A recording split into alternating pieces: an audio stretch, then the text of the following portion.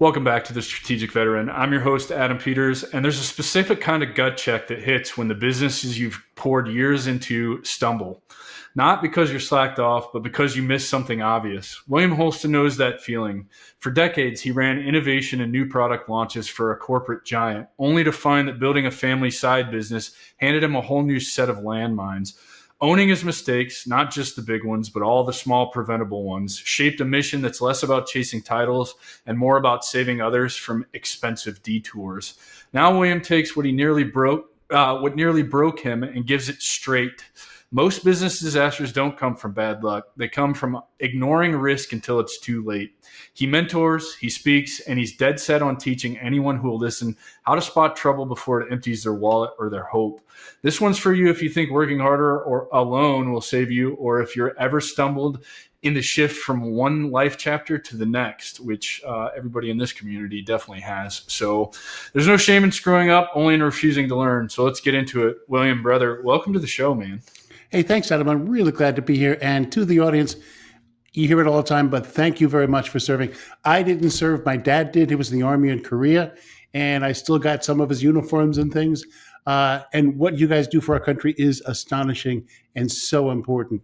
So I'm happy to be here today. Brother, first question usually for every vet is where did you grow up and what inspired you to join? However, you're not a veteran, so where did you grow up and what inspired you to want to reach out and help the veteran community with all the knowledge that you've acquired over all the many years you've been in business? Yeah, cool question.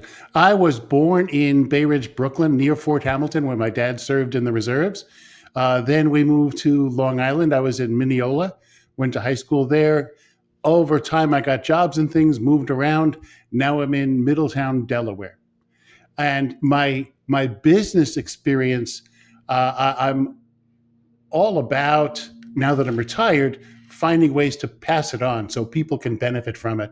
And I've got the corporate side, and I've got my hard knocks learnings on my own business, which I'd be happy to share some of the background because it's interesting, and it tells you how I got into being a business mistake prevention specialist. Yeah, so let's actually just start right there. You're a business mistake prevention specialist, which I think to anybody who's listening here, you should obviously understand that's probably something William has made up and kind of pioneered his own vertical in the business landscape with this kind of offer. But I think it's important for you to understand, because I preach about this all the time, William, if you don't know, the show is really about the transition from military life to civilian life and how we get it so wrong because we listen to all those voices in our ears giving us this perfect plan, right? Go to school, get your degrees.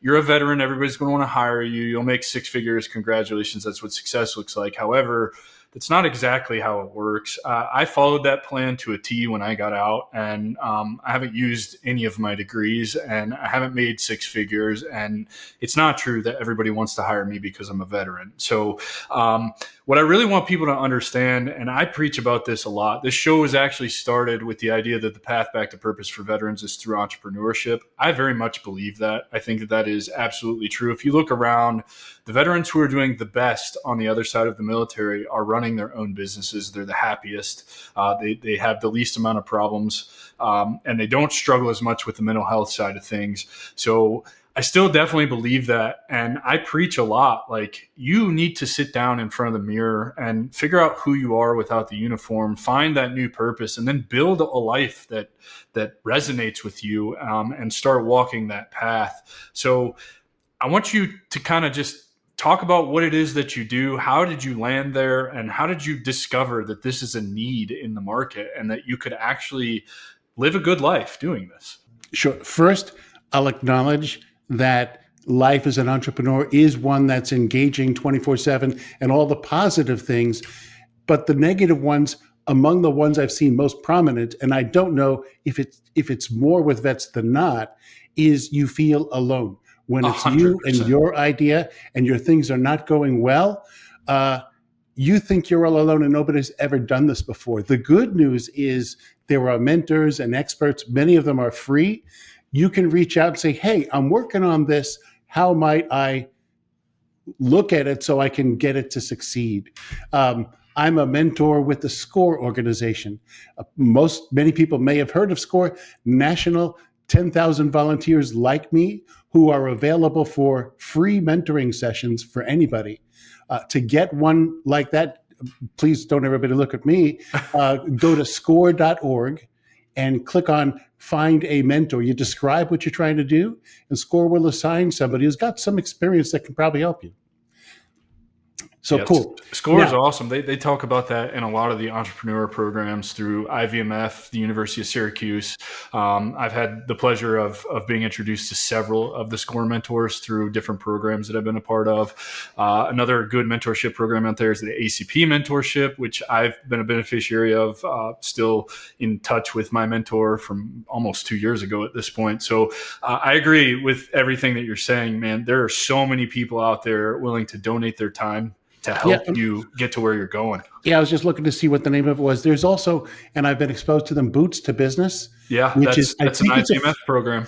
it's a training program that takes you from beginning to end if you're just getting into it. Yeah, and Let it's me, a great program, man. I yeah, just went to it in March. cool. Let me just take a step back and explain my first dumb mistake so I can understand, so I can share where that goes for this audience. I was in corporate world, and I was a marketing and innovation manager for this big corporation. And on the side, uh, it happened that one summer, my sister's daughter, my niece, was doing a Make-A-Wish carnival in the backyard in August. And I'm one of 6 kids. We all got asked to bring something to help them make money for the charity. I rented in advance a dunk tank. Everybody knows a dunk tank. You throw a ball, hit a target, somebody falls in. Very funny. 2 weeks before this event, they called me, the rental company called and said, sorry, there's a drought. State regulations won't allow us to rent you something that requires 500 gallons to fill. Do you want something else? I said, nah, we'll figure it out. My wife and I went to our kitchen table, back of a napkin, sketched out a game. Now it's called Pitch Burst, which does that experience without the 500 gallons. It was a Home Depot plywood board with a 2x4 cross and a basketball rim on one side. That held a water balloon, and we made it so you throw a ball, hit a target, and when you hit the target, a, a pin pops the balloon and the water falls on somebody. That carnival was a very hot, humid day. It was a big, big success. They made hundreds of dollars. And we said, wow, we should be proud of that. Then the next day, the phone began to ring. Where can I buy a game like that? Where can I rent one like that? Because that was really the best I've seen. Well, my corporate wheels started turning. I said, this might be a business. So we looked and tried. We got a patent on it. And when the patent was issued, we went to the SBA, the Small Business Administration, and a bank, and we got almost $100,000 loan to fund making 100 of them and do the marketing to the rental company business. All worked out well. By this time, it was the fall. The weather was cool most of the country. So we had the manufacturing started in a wood shop. And when they were all ready, we took orders from trade shows and things. And turns out we sold 60 of the 100 right away. We were so excited. Boy, I can quit the day job. It's going to be great. And when the weather warmed and these games began being rented out, we found out they broke. It was made out of wood. It had loose screws. The logo panel peeled off. The parts fell off. And we learned after the 10th call, I said, uh-oh, this is not going to work. We're in deep trouble. Yeah. Because we couldn't sell the rest, honestly, because we knew it didn't work. And we had make goods, spare parts, and even refunds for everybody who bought it from us. We thought we were done and out of business. And we also thought we had no way of paying back our $100,000 loan. We spent the money. Turn the clock ahead 2 years. We did borrow some more money, hired an engineer because we were convinced the game was a winner. We just had a bad articulation of it. And it got redesigned in steel with aluminum and plastic panels. And that was 20 years ago. That's still being sold today. I sold the patents, but it turned into a success. The lessons learned there were relevant to anybody in your audience and others. Um, do some test and learn. We made choices to scale up based on one day's experience when we were really babying it. We were really hand held. It was not made for the commercial purpose. The other was that we might have thought of a different business model. We said, we got this patent, let's go into that business that we knew nothing about and learn everything as we go. We might have instead realized we had an asset in our hands, a unique idea. We could have sold that or licensed it to another company already in the business, not go through any of that sweat, and just get royalties when they sold theirs. So we felt quite, going back to the original point, very alone. We thought we were the only ones ever to go through this, and I've discovered since, not so much. Ask around. Many people are willing to help. Well, and I love that you're telling this story, because this is the big pushback that I get when I talk to vets. I'm a huge advocate for veterans going out and starting their own thing, whether it's a side hustle while you work the corporate 9 to 5 to free yourself, or you assume all the risk and you dive in, head first, and you just burn the bridges and start building. Everybody's afraid of failure. They're afraid to fail. And I don't really understand that, because I've just kind of accepted that in this aloneness that you're going to go through as you start building your thing, failure becomes the necessary teacher. It's not something to be afraid of, but it's something that you kind of start to look forward to. I want to fail fast. I want to fail early and often, because I want to learn the lessons through that failure that you can only learn by putting yourself out there and failing. So I'm really glad that you tell that story, because you're no different than me or any of the other bazillion entrepreneurs that have come before us. Yeah, it was Warren Buffett that said, it's great to learn from mistakes, but it's better to learn from others' mistakes. So part of this, if you're inventing something or starting a retail business or something, is do your homework up front and learn as best you can who else has screwed up and find out what went wrong. Also see what are the keys to success for those who are doing it right. Then get a business plan written. I've seen many people I mentor every week who they come because they don't have a business plan or don't realize they need one.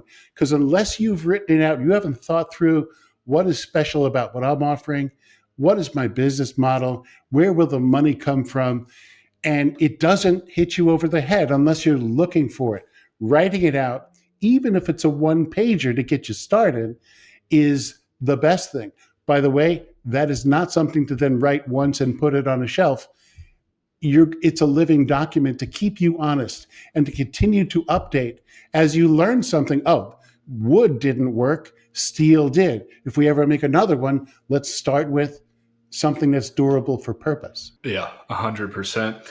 So since I have you here and you're kind of the business problem guy, I would like to take this opportunity to just kind of walk through some things. You talk a lot about decision discipline, and our community, the veteran community, we have loads and loads of discipline, and maybe not necessarily decision discipline, because in our careers, every decision is actually already made for you. Now, that's not the overall bigger decision is made for you. You just have to make decisions within kind of the mission parameters or whatever. So can you define the difference between decision discipline and just regular old discipline?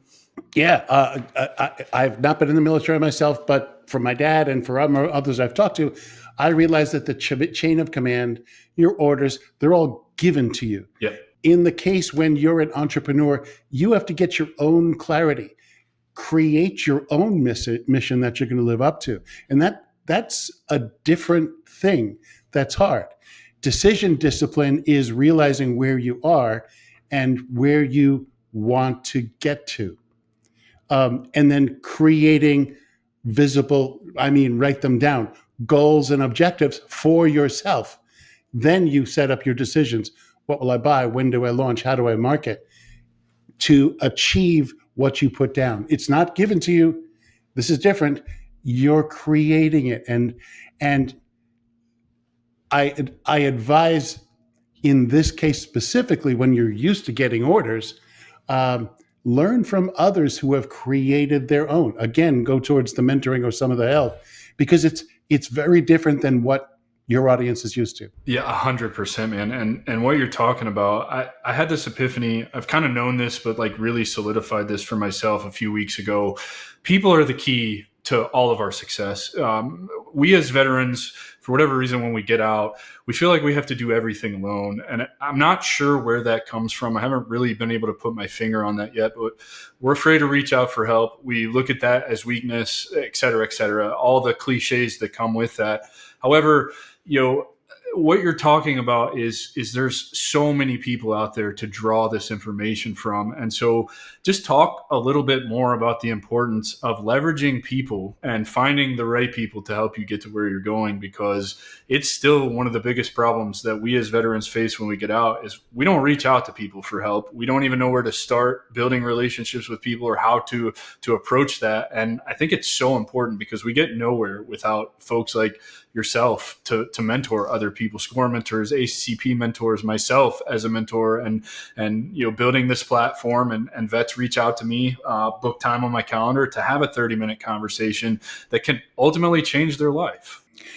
Remembering my dad, when he came out of Korea, if he wanted to do his own business, he did not. He worked for a big corporation. If he was in those shoes at that time, it was hard shoe leather.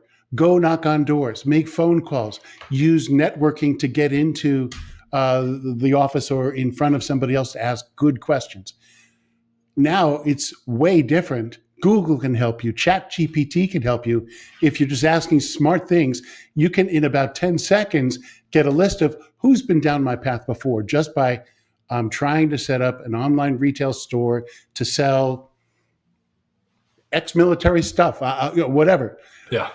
You're not the first. You're probably not the first, and you can find people who've gone down that path. There are one benefit you have as a veteran is the credentials as a veteran. Most people I know do want to both respect and help you succeed. So if you say, I'm going down this path, I'm going to invent a carnival game. I've never done it before. Can I shadow you for a day? Can I ask you 10 specific questions? There's no expectation of you're paying for it. You're there because you're respecting their expertise.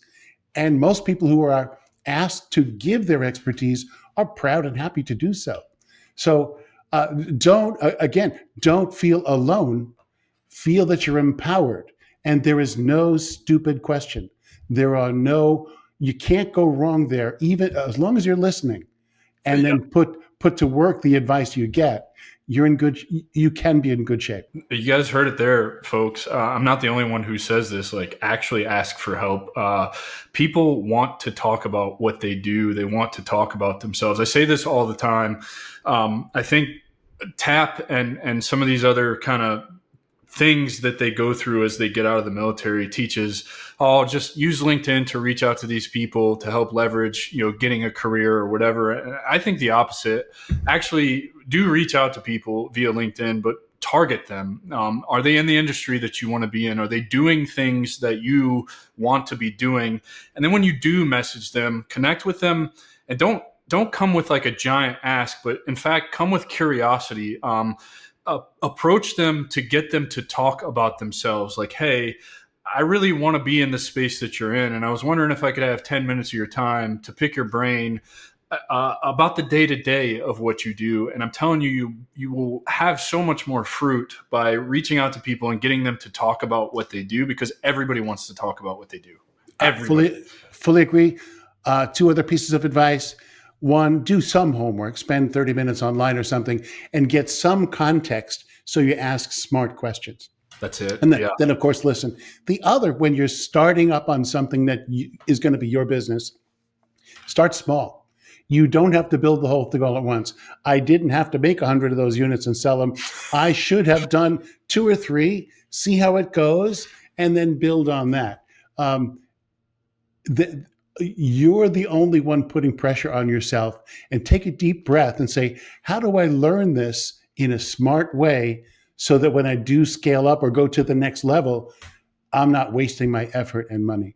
And yes, I think you started out by saying, Adam, mistakes are part of the learning experience, and you want to make smart ones. You want to prevent the ones you can prevent and survive the ones you probably must go through. Yeah, I love that, man. And it's a great segue into my next question for you. You've said that most business killing mistakes are preventable if you spot them early. What are those most common mistakes that are preventable that you see that we can avoid? And I think this is so fitting because the whole premise of this show is to help vets make better decisions so that they don't make the same mistakes I made when I got out. And I think it's working. Over 160 of these at this point. I've talked to probably hundreds of veterans after the show. And so it seems like there's a parallel here. You can give advice on what mistakes are preventable in the business, and I can give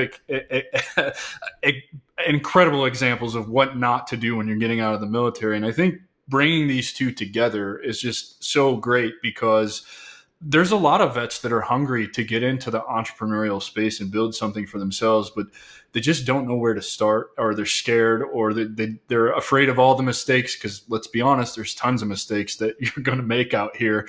What are those things that you see are most preventable? When we're done with this interview, I will share my website and tell them where to get this free. But I've got a list of 8 of the most common mistakes entrepreneurs in general make, and this would be true of vets as well. And I'll just glance down all 8 right here. One is called "no one actually needs this" syndrome. That's when you make something you love, but there's no market for it out there, and you didn't do enough homework, and you learn the hard way. So that's one.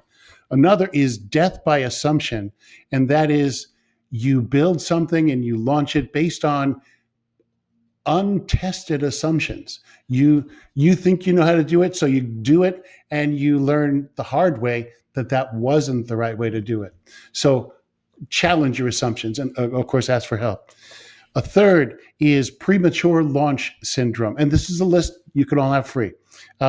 It's launching without adequate testing. In my case, with my wooden game, yes, I was guilty of this because I didn't test it enough.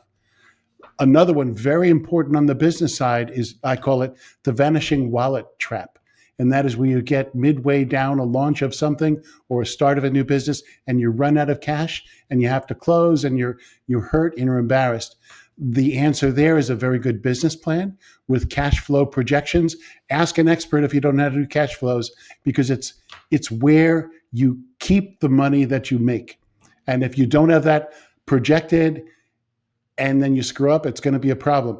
If you get 2 months into a 12-month plan and you realize it's not working, you have time to change things, spend less advertising, change your message. So I love this one. I love this one particularly. Do you know who Cody Sanchez is? I've heard the name, but I'm not familiar. She's a bigger influencer on Instagram, I think is her main platform, but she's all about boring businesses and this boomer generation that's retiring, and she's talking about the opportunity that we all have to buy these boring businesses as the boomer generation starts to retire and ultimately die off. Their kids don't want the businesses, so there's just unique opportunity. She has a mentor. I think he's a billionaire. She says this in a lot of her social media, but she talks about money. And one of the best pieces of advice she ever got from her billionaire mentor was, money's a fickle bitch. If you don't pay attention to her, she will leave you. We're saying the same thing. Yeah, I fully agree. I'm going to look up Cody. Yeah. Continuing, another common mistake is, I call it flying without a map. You don't have a business plan, so you don't know what your goals are, so you don't know if you get there, and it can also send you wrong. We talked about ignoring clues all around you, ignoring what you could get from mentors and experts. Another one is called checklist. What checklist?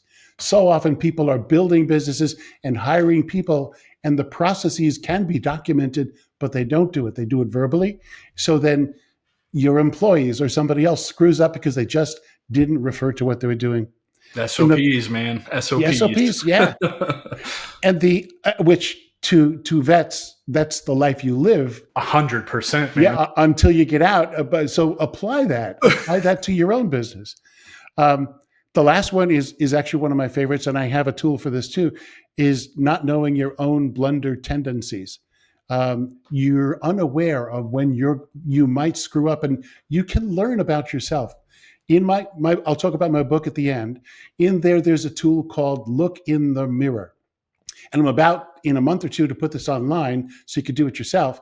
It is a self-examination, retrospectively thinking about the dumbest blunders in business or in life that you've made in the last 12 months, comparing it to a list of the most common causes of those. They include fatigue, distraction, stress, bad assumptions, and then you compare the two, your list of bad mistakes and these factors, and you find out the pattern that's most common to you.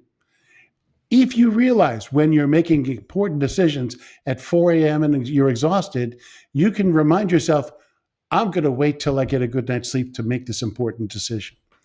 If you realize when you're under stress, you forget important steps, you might come up with a checklist that you'll always look at before you go. Airlines have this important pre-flight checklist.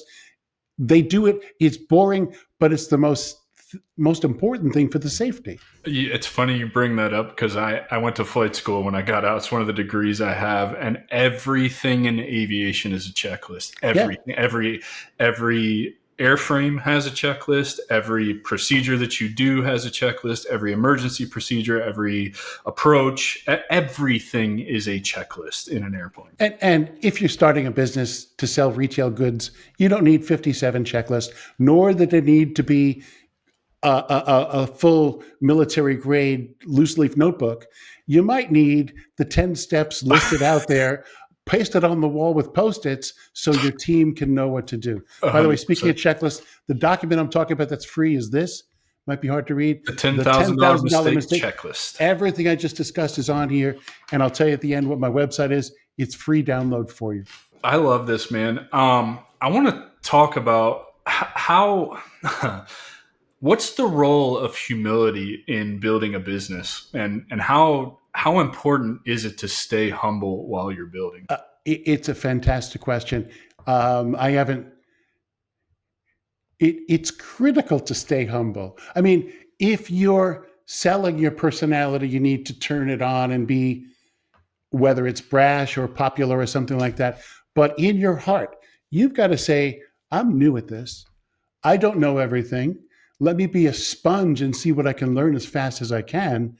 And that takes tons of humility. It does. It really does. And I think it speaks to when you're building anything, you kind of are or should be the face of it. So being authentic is essential. I truly believe authenticity right now is the digital currency, and everything that you're going to do in business right now is going to require some kind of digital footprint if you want to get ahead. It's unavoidable. You're going to have to be on social media, most platforms you should be on.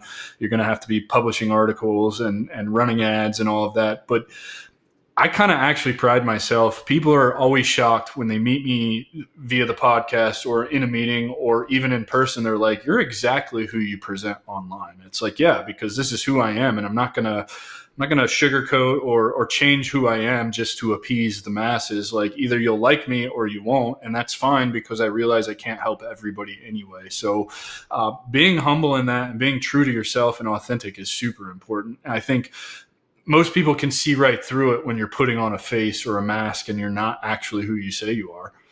And it doesn't feel good if you're telling things you know not to be true.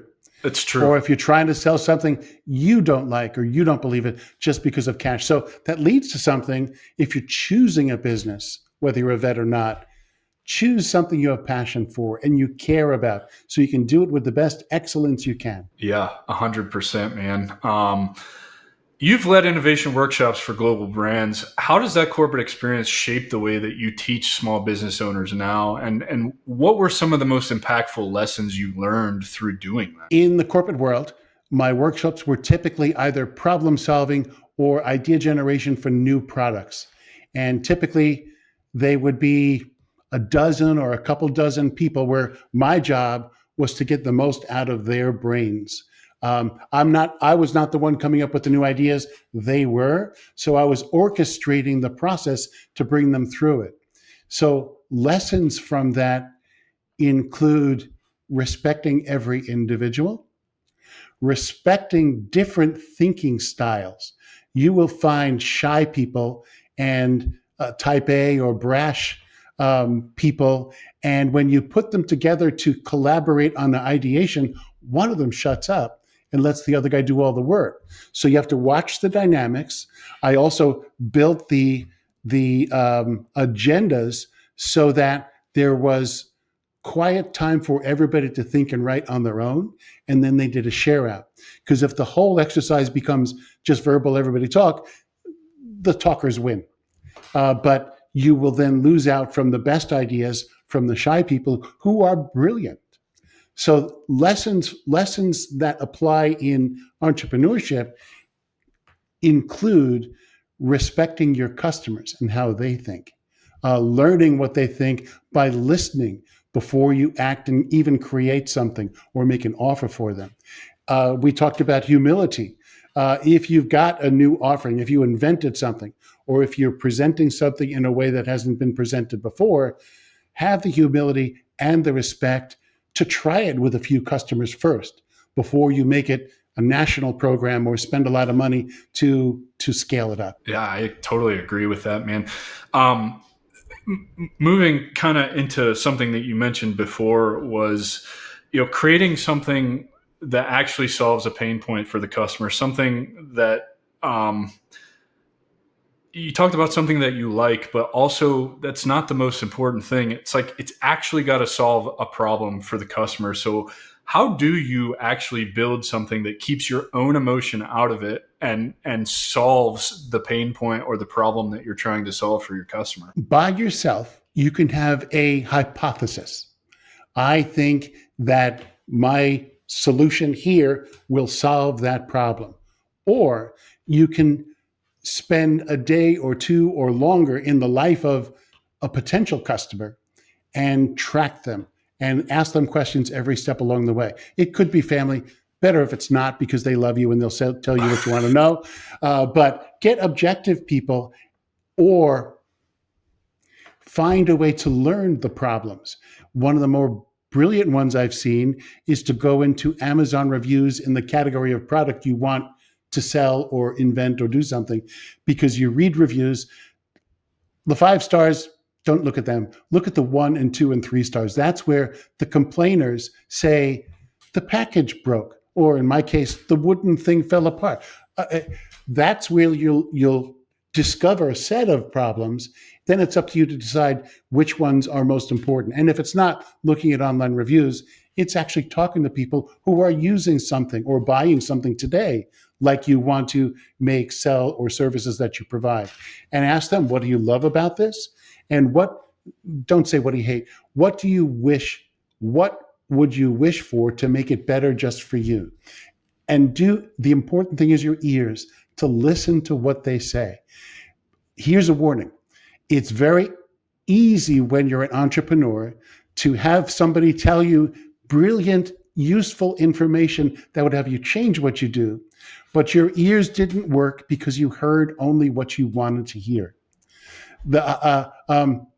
In my case, a second game we came up with was a water game that used spilling buckets. It's more detail than we have time for, but I went and I took my game in the winter to a hotel pool and we played it for 2 hours. And they told me things then about the game's operation. Actually, a part actually broke. And me, as the optimist, by the way, entrepreneurs are optimists. They believe it's going to work even when it does. I had evidence early on that this was not going to physically work. And I continued down the path and I wrote it off as, oh, that was a one-off thing. It would never really happen. When I made 100 of those games and shipped them out and they all broke, the writing was on the wall, but I ignored it. So be curious, be a really good listener, and give yourself time to be sure you caught what they meant, and ask them, is this what you meant? So you could be sure to learn the important lessons before you invest heavily. I love that, And man. and if you find out you're wrong, ask how else you might be able to do this, because they might give you a better idea you didn't think of. Dude, so cool. I want to switch gears for a minute, and I'm not sure how. I'm an AI guy. I'm in love with AI. I have a couple of things that I'm doing in the AI space that will hopefully just create generational wealth for me because I believe in it. So, I mean, if you don't believe in AI right now, you're kind of a fool, I think personally. And yeah, that's harsh, but also it's here. It's not going anywhere. It's as dumb as it's ever going to be, and it's really going to, I think, change the entire landscape of everything, but business in general. So, given that and everything that we've talked about to this point, it's a really unique time to be alive because all of the things that we have talked about, from researching pain points to market fit to all of this, can be done with some basic prompting inside of some of these AI tools. Perplexity is one of my favorite tools right now. I actually think that it's probably going to overtake Google, believe it or not. ChatGPT will as well. But Perplexity's new Comet browser is out. It's here to stay. I have switched to a completely AI-powered browser in Comet, and what it's capable of doing is incredible. Do you believe in leveraging these tools to really shortcut a lot of this work? Now, obviously, there's got to be some kind of human in the loop, right? Trust but verify. But in 15 minutes, I can go and take and brain dump an entire idea that I have into Perplexity. I can click the deep research button and it will go scour 70 plus sources to find product market fit, ICP, pain points, all of this, to include what you're talking about with Amazon reviews. If you're trying to invent a product, going to Reddit and finding out in different subreddits what the actual pain points of people are. Are you seeing people start to use this in business? Yes, and it's true with me too. And yes, they can do the research for you, and Perplexity is fantastic for that. The customer experience power of chat. I use ChatGPT for this. You can personalize it so it knows who you are. Blah blah blah. I put in there the persona for my business, where I am the business mistakes prevention specialist, and I wanted to know, how do I leverage that? And every single time I'm creating a new tool, this checklist, things like that, I tell them, review this. I wanted to proofread those kind of easy things, but put on the hat of my typical customer and read it from their perspective and tell me the pros and cons. That's It. probably the most valuable thing I've Personas. gotten. Yeah. Yes. Yes. And by the way, you can ask it, help me make a business plan for this, and it'll spit up more than you can use. If you say, I'm looking for people, who are the people who most often buy OTC medicines online? And it will find some research and tell you. Then, who are the most typical people that I should use as a persona here? They'll say it's whatever it is. Men and women between 40 and 50 who don't have time for blah, blah, blah. You say, make them a persona, and it will write you a full outline of what these guys are. You have to read it and be sure it's true, right, or believable, because they'll give you fluff and crap in there. But then that can be on ChatGPT, probably on the others. You can say, now remember that. Every time I bring up something about my business, I want you to keep that person or that persona in mind and remind me what they would think of these things. Yeah, absolutely. And it's even more powerful, instead of just telling it to remember, if you take all of that information and you go create a project for whatever this thing is you're trying to ideate on, then it will, no matter what chat you're in inside of that project, it will always draw from that information so you can be sure that you have it. That's like advanced AI use stuff. Happy to teach anybody listening that kind of stuff in the future. But what William is saying is, even in the context window where you're brain dumping all this stuff and doing the research, it will commit that to memory, and it will know. I prefer to keep my memories kind of broad in the context window space, and then create projects for more specific things. That's, again, advanced use stuff and workflows and systems that go into creating all of that stuff. But this is where we're at in 2025. Like, the playing field has been leveled for anybody who wants to become an entrepreneur. It's incredible. Agree. Agree. And it's not just ChatGPT. There's lots of there's opportunity every day because there's problems people are experiencing every day. You just have to have the right lens on to see it and then develop it. And then, of course, it won't happen without you. You have to champion it and go through the hard days and the good days and the aha days to push as hard as you can. And we'll go back to where we started. Ask for help. You're not alone. That's it, man. And again, like the opportunity is huge right now because with the advent of AI and the where it's going and how it's ever changing every day, there's these new problems for you to solve. There's no shortage of problems for you to become an entrepreneur solving these problems. And so I think it's incredible. With the time we have left, William, I want you to talk about your book, how people can get in touch with you. Obviously, the SCORE mentorship program, but just everything that you're doing. Promote your book, like promote yourself, man, because you've given a lot of valuable information here. And this has been one of my favorite so far because I just love business so much and I love talking about business. And I really hope that people get excited about the opportunity that's in front of them because you have so much opportunity right now, and the tools, I mean, free tools that you could use to get the shortcuts right now are incredible. Sure. Thank you, Adam, for asking about that. Two things I'll mention. I'll hold it up so I can show you. The book is called Uh-oh, which was my experience when I screwed up in my business.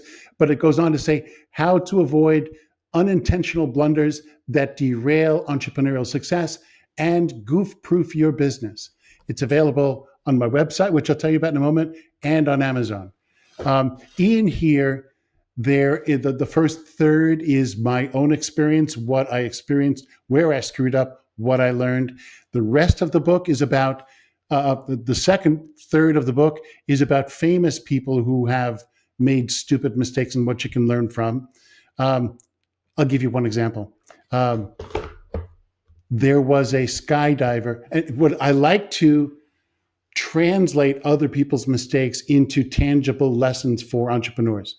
And the steps are observe and understand when you see something in the news, and then think and apply. What does this mean for you? The most dramatic example, it's here in the book, is a skydiver in Pennsylvania who was asked by a student and a teacher to film them when they jumped out of the plane behind him. This was in the days before GoPros and video and smartphones. He had a full-size camera was strapped to his chest. They're up at 10,000 feet. Thumbs up, let's go. He jumps out, turns on the camera, shoots it up, and the other two jump out, pull their ripcords, and their parachutes open up. Beautiful shot, wonderful. They were all happy. Then this guy, his name is Ivan, he reached for his ripcord, and it wasn't there. He had spent so much time worrying about the camera, which was about the weight of his parachute. He forgot it, and he died. Terrible, dramatic, tragic. But if you're in business, you might think and apply, well, what did he do? He forgot something critical.